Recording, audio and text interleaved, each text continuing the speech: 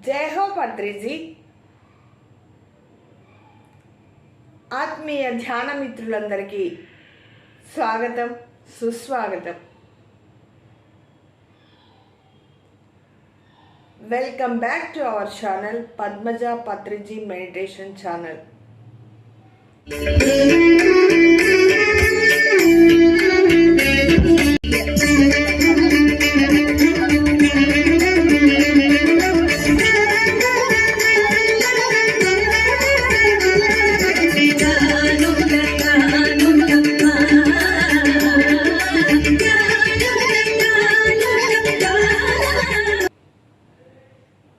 మన ఛానల్ని ఆదరిస్తున్న సబ్స్క్రైబర్స్ అందరికీ, వీక్షిస్తున్న ప్రేక్షకులందరికీ ధన్యవాదాలు తెలుపుకుంటున్నానండి. మీరు నన్ను ఎంకరేజ్ చేస్తూ ఉన్నందుకు ధన్యవాదాలు. మనం అంచెలంచెలుగా జ్ఞానాన్ని పొందుతూ ధ్యానంలో అత్యున్నత స్థాయికి ఎదగాలని కోరుకుంటున్నాను. మరి మనం ఈరోజు చెప్పుకోబోయే అంశం ఆ తిరుమల శ్రీ వెంకటేశ్వర స్వామి ఏడుకొండల గురించి.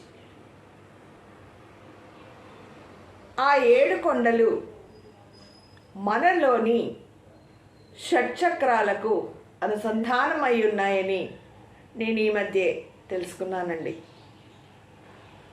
అదేమిటో తెలుసుకుందాం రండి. మనం ఈ అంశం చెప్పుకునే ముందు ఒక 2 నిమిషాలు ధ్యానం చేద్దాం.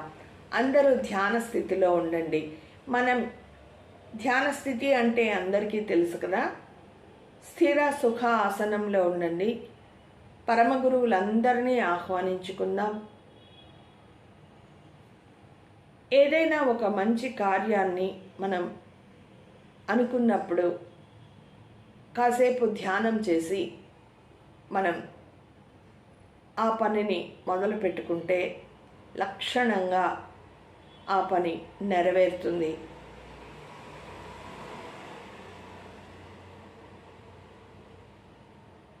కళ్ళు మూసుకోండి. శ్వాస మీద ధ్యాస పెట్టండి.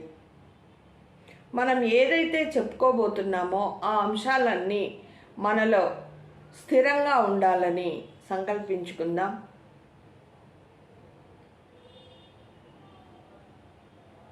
ఈ దసరా నవరాత్రులలో ఆ 7 కొండల మీద బ్రహ్మోత్సవాలు చాలా అంగరంగ వైభవంగా జరుగుతున్నాయి.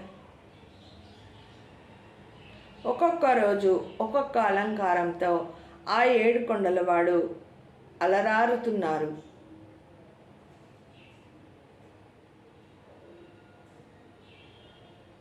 శ్వాస మీద ధ్యాస పెట్టి మనందరము కూడా తిరుమల మాడవీధులలో ఊరేగుతున్న శ్రీ వెంకటేశ్వర స్వామిని తలుచుకుందాం.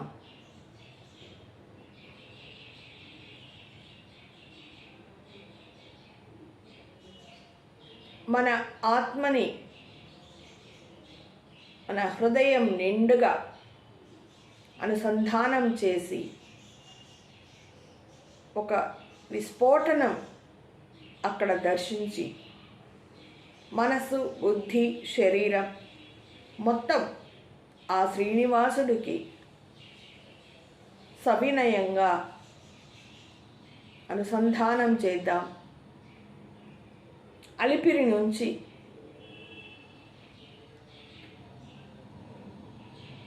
ఆ 7 కొండల శిఖరానికి, ఆ గిరులు, ఆ 7 కొండలు కూడా మన ఈ శరీరంలోని షట్చక్రాలతో అనుసంధానం చేసుకుంటూ సహస్రారం దాకా వెళ్ళి, అంటే ఆ 7 కొండలు ఎక్కిన తర్వాత సహస్రారంలో మనం ఏ విధంగా అయితే భిన్నత్వంలో ఏకత్వం కలిగి ఉంటామో ఆ శ్రీనివాసుని దర్శించుకుందాం.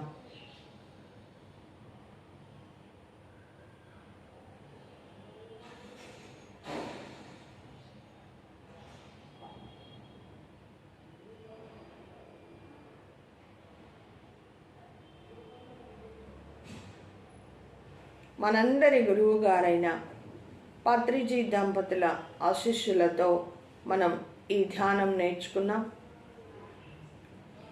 ఈ ధ్యానాన్ని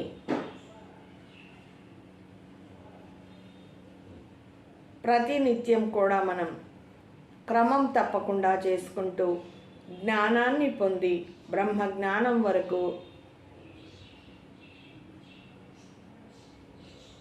ఆత్మను తెలుసుకుందాం. స్వేచ్ఛగా ధ్యానం చేసుకుందాం. సహజంగా సరళంగా తీసుకునే ఉచ్ఛ్వాస నిశ్వాసలను గమనిస్తాం.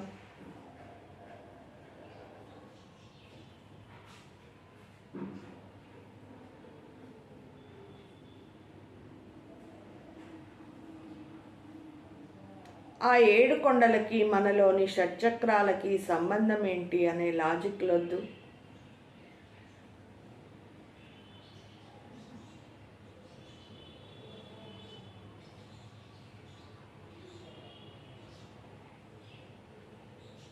త్రిమూర్తులను త్రిమాతలను ఆహ్వానించుకుంటూ ధ్యానం చేద్దాం. సప్త ఋషులను ఆహ్వానించుకుందాం. పంచభూతాలతో అనుసంధానమవుదాం. పూర్ణాత్మలతో అనుసంధానమవుదాం.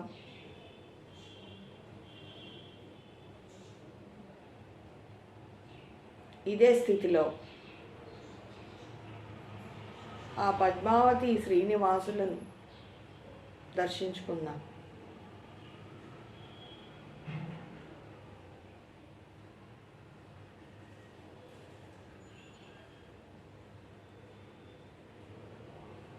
దసరాల్లోని ఆ జగన్మాత యొక్క శక్తితో కనెక్ట్ అవుదాం.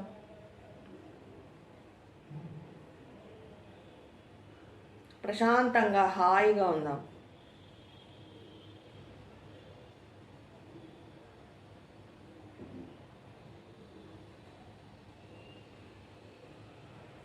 ఓకే మై డియర్ ఫ్రెండ్స్, వేళ్ళల్లో వేళ్ళు విడదీసి కళ్ళ మీద వేళ్ళు బోర్లించుకొని 5 4 3 2 1 0 ధ్యానం నుంచి బయటకు వచ్చి మనం ఆ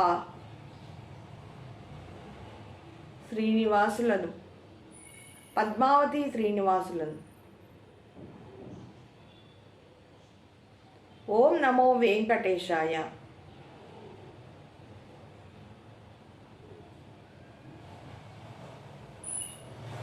దర్శించుకుందాం.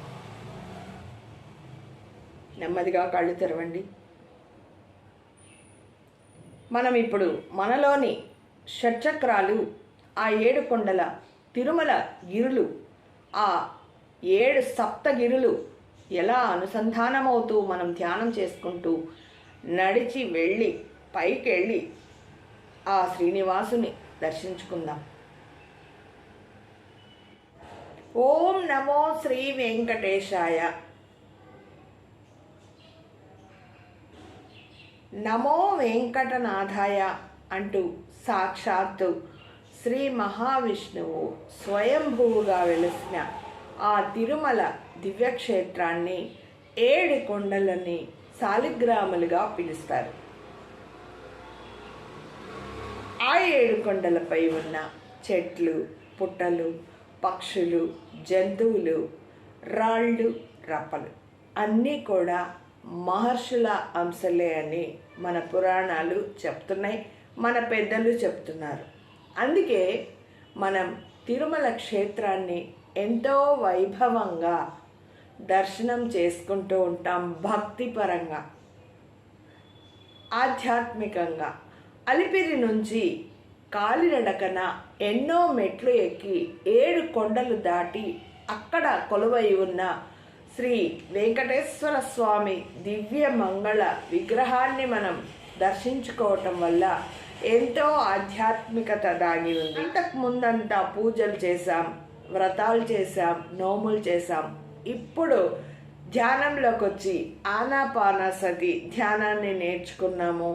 బ్రహ్మీ ముహూర్తంలో లేచి కూడా ధ్యానాలు చేస్తున్నాం. ఎంతో చక్కగా కాస్మిక్ ఎనర్జీని పొందుతూ ఉన్నాం.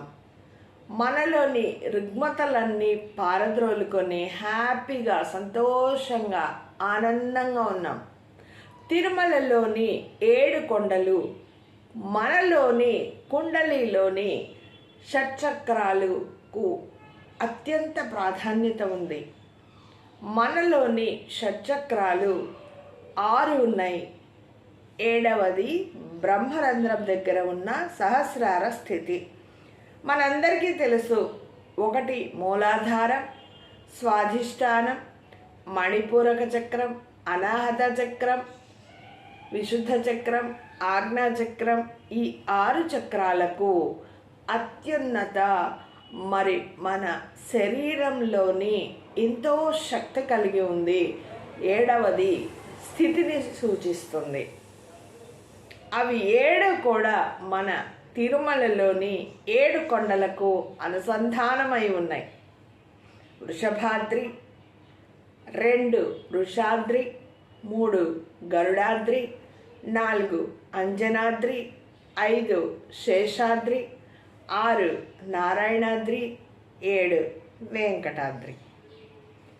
మనం నడిచి కొండపైకి వెళ్ళేటప్పుడు ఎంతో ఆధ్యాత్మికంగా ఆ 7 కొండల వెంకటేశ్వరుని నామాలు వింటూ, ఓం నమో వెంకటేశాయ అని ఆ మైకుల్లో నాదాన్ని వింటూ భక్తి పారవశ్యంగా ధ్యానం చేసుకుంటూ, పాటలు పాడుకుంటూ ఎంతో చక్కగా మనం ఆ గిరులన్నీ దాటుకుంటూ వెళ్తాం. బస్సులో వెళ్ళేవాళ్ళు, ఇతర వెహికల్స్లో వెళ్ళేవాళ్ళు చాలామంది ఉంటారు. అన్ని వెహికల్స్లు వెళ్తూ ఉంటాయి. నడిచి వెళ్ళేవాళ్ళు ప్రకృతి సౌందర్యాలు చూసుకుంటూ కూడా వెళ్తాం.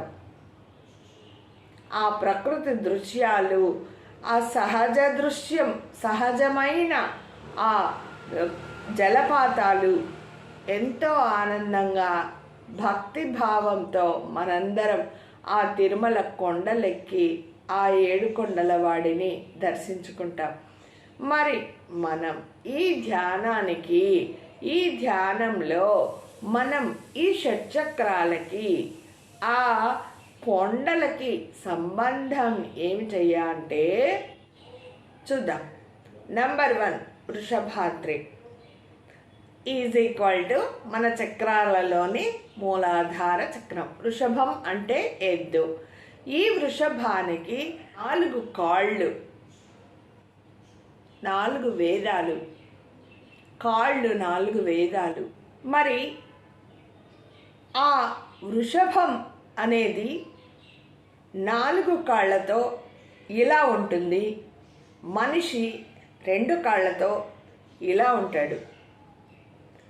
మరి మన స్థూల శరీరం లోపల సూక్ష్మ శరీరానికి ఆనుకొని షట్చక్రాలు ఉంటాయి.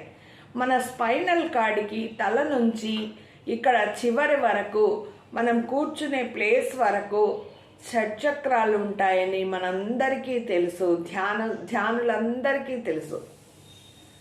మరి మనిషికి విచక్షణ జ్ఞానం ఉంది. ఆ వర్టికల్గా స్పైనల్ కార్డు ఉంది. మరి ఆ జంతు జాతిలో జంతువులకి ఆ వెన్నెముక ఇలా ఉంటుంది, 4 కాళ్ళు ఇలా ఉంటాయన్నమాట. అన్నిటికీ ప్రాణం ఉంది, వాటికి ఆత్మ ఉంది. కాకపోతే మనిషికి విచక్షణ ఇచ్చాడు ఆ భగవంతుడు. అందుకే మనిషిని ధ్యానం చేసి చక్కగా బుద్ధితో ఆలోచించండి అని చెప్తారు. మంచి డెసిషన్స్ తీసుకోండి అని చెప్తారు. మరి ఈ జంతువులకి 4 కాళ్ళు ఉంటాయి, మనిషికి 2 కాళ్ళు మాత్రమే ఉంటాయి. జంతువు హారిజాంటల్గా ఉంటుంది, దానికి విచక్షణ లేదు అని అంటారు.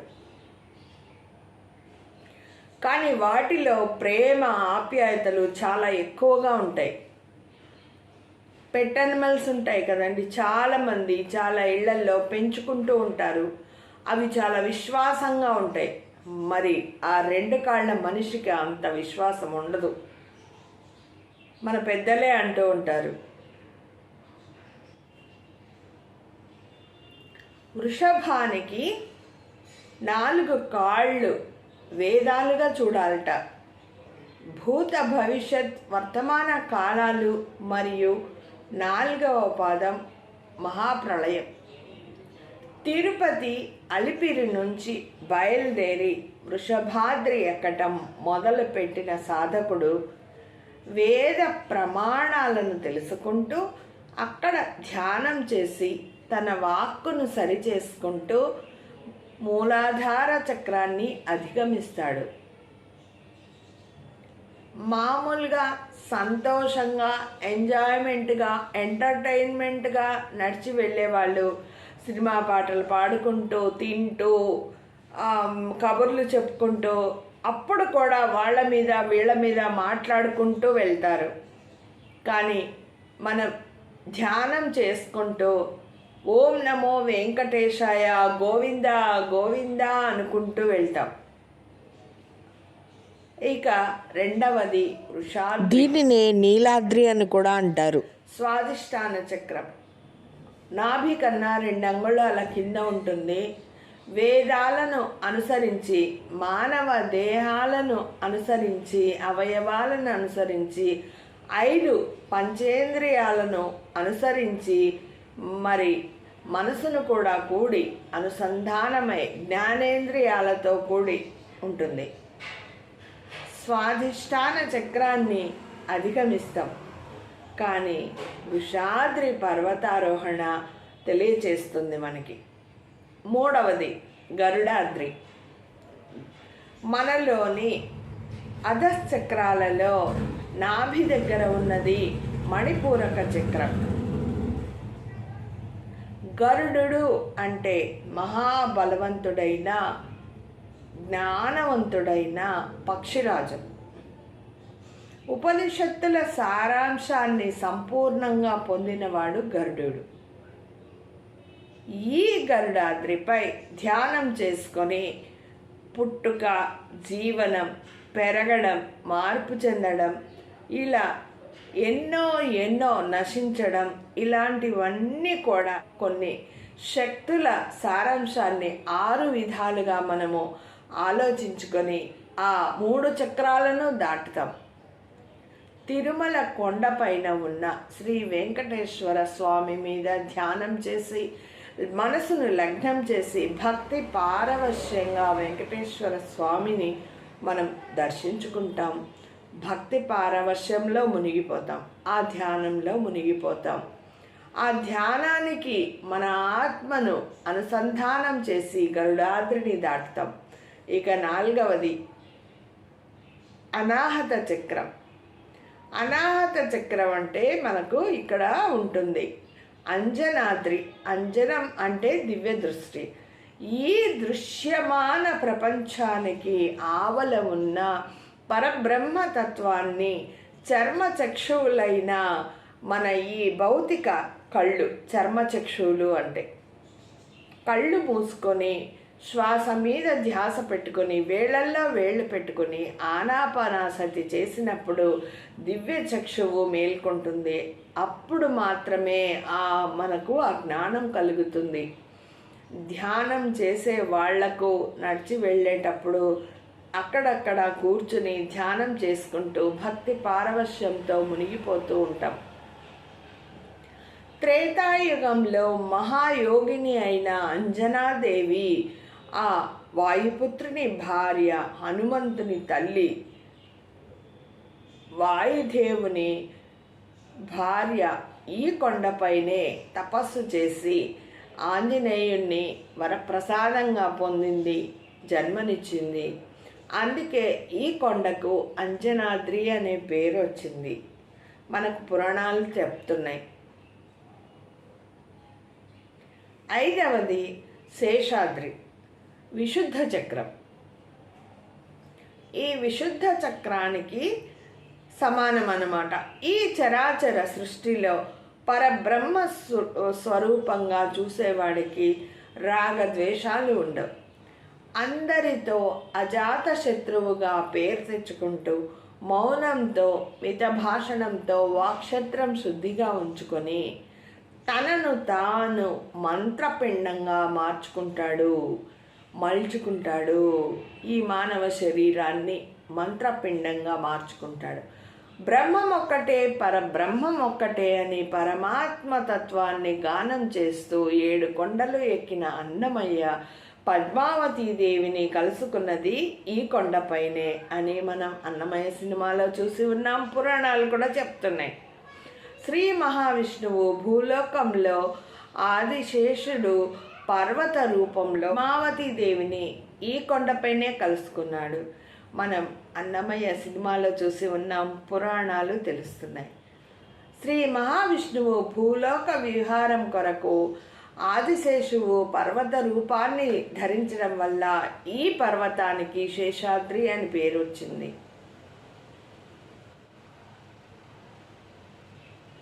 6వది నారాయణాద్రి = ఆజ్ఞాచక్రం. నారదుడు తపస్సు చేసిన ఈ కొండపైనే శ్రీ మహావిష్ణువు తొలిసారిగా కాలు మోపి అక్కడే ఉన్న తన తల్లి అయిన వకుళాదేవి ఆశ్రమానికి వస్తాడు.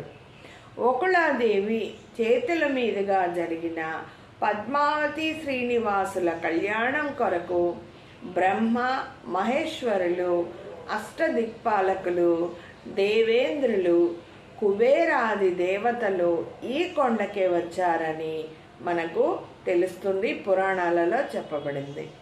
ఈ కొండపై ధ్యానం చేసుకున్న నరులందరూ తమని పంచేంద్రియ తత్వాలను పరిపూర్ణంగా అర్థం చేసుకొని స్వీయ కళ్యాణంతో తమని తాము నారాయణులుగా మలుచుకుంటారు. శాస్త్రాలు తెలియచేస్తున్నాయి. మనమే పరమాత్మ అని తెలుసుకుంటాం ధ్యానం ద్వారా. ఎదుటి మనిషిలో కూడాను ఆత్మను, పరమాత్మను చూస్తాము. ఎదుటి మనిషిలో ఎప్పుడైతే మనం దివ్య స్వరూపాన్ని చూడగలుగుతామో అప్పుడు మనలోని ఆత్మ పరిపక్వత చెందుతుంది. 7వది వెంకటాద్రి సహస్రారం. మన తల మీద సూది బెజ్జమంత బ్రహ్మరంధ్రం ఉంటుంది. ఆ కాస్మిక్ ఎనర్జీని తీసుకుంటూ ఉంటాం ధ్యానం ద్వారా. ఈ రోజుకి కూడా తిరుమల కొండల మీద, తిరుమల పరిసరాల్లో ఆ చక్కటి ప్రకృతి దృశ్యాలు, ఆ సహజ వనరులు, ఆ నేత్రాలకు మనకు కనుల పండుగగా ఉంటాయి. శ్రీ వెంకటేశ్వరుడు ధ్యానం చేస్తూ ఉన్నారు. ఎంతో చక్కటి ఆ ఎనర్జీని మనం పొందుతాం, ఆ భక్తిని మనం పొందుతాం. మానవుల యొక్క పాపాలను తీసివేసే ఆ వెంకటాద్రి సహస్రారాన్ని దర్శించి అక్కడ ధ్యానం చేసుకున్న వారికి పాప నివృత్తి కలుగుతుంది. ఎన్నో జలపాతాలు, సెలయేర్లు, పుష్కరిణులు ఉన్నాయి. మరి ఈ 7 కొండల రహస్యం మన ప్రతి మానవునిలోని ఆ షట్చక్రాలకు అనుసంధానమై మనం అది గుర్తించాలి. మనం ప్రతి ఒక్కరూ గుర్తించి మనలోని ఆ షట్చక్రాలని ఆ తిరుమల 7 కొండలతో అనుసంధానం చేస్తూ ధ్యానం చేసుకొని కాస్మిక్ ఎనర్జీని తీసుకొని ఉత్తేజపరచుకోవాలి. అన్ని శరీరాలను, మన ఆరాను క్లీన్ చేసుకోవాలి, పరిశుద్ధి చేసుకోవాలి. మానవులు ప్రధానంగా 2 అంశాల సమాహారంతో పరిమితమైన జీవాత్మ, 2 అపరిమితమైన సర్వాత్మతో కలిసి ఉంటారు. ధ్యానం ద్వారా మనం మానవులంతా కూడా ఈ రెండిటిని సదా ఉద్ధరించుకుంటూ ఉండాలి. ధ్యానం అంటే మనతో మనం మమేకమైపోయి మన పూర్ణాత్మకు కనెక్ట్ అయి ఉండాలి. మనల్ని మనం ప్రేమించుకుంటూ ఉండాలి, అంగీకరించుకుంటూ ఉండాలి, మార్పుకు సిద్ధపడుతూ ఉండాలి, కర్మ సిద్ధాంతాన్ని నమ్ముతూ ఉండాలి. సకల ప్రాణులను పరమాత్మ స్వరూపులుగా గుర్తించాలి. ప్రతి వాస్తవాన్ని, మన యొక్క వాస్తవాన్ని మనమే గుర్తించుకున్నాం, మనమే తెచ్చుకున్నాం, మనమే కర్తలం, సృష్టికర్తలం అని ఎరుకతో ఉండాలి. ఈ భూమండలం మీద మనం జన్మ తీసుకున్నందుకు మనం ఏదైతే తీసుకొచ్చామో వాటన్నిటినీ బ్యాలెన్స్ చేసుకుంటూ ఆ ధ్యానం ద్వారా సరైన డెసిషన్స్ తీసుకుంటూ మన పత్రిజీ గారి, మనందరి గురువు గారైన పత్రిజీ గారి కళలను సాకారం చేస్తూ మనం ఆ త్రిజగత్ని, శాకాహార జగత్, ధ్యాన జగత్, పిరమిడ్ జగత్, వీటన్నిటినీ కూడా మనము ముందుకు నడిపిస్తూ ఆ పిఎంసిని ముందుకు నడిపించాలి. మన పత్రిజీ గారి ఆశలను నెరవేర్చాలి.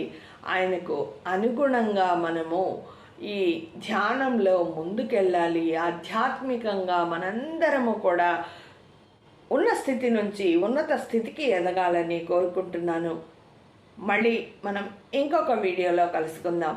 అంతవరకు టేక్ కేర్. నేను మీ పద్మజ.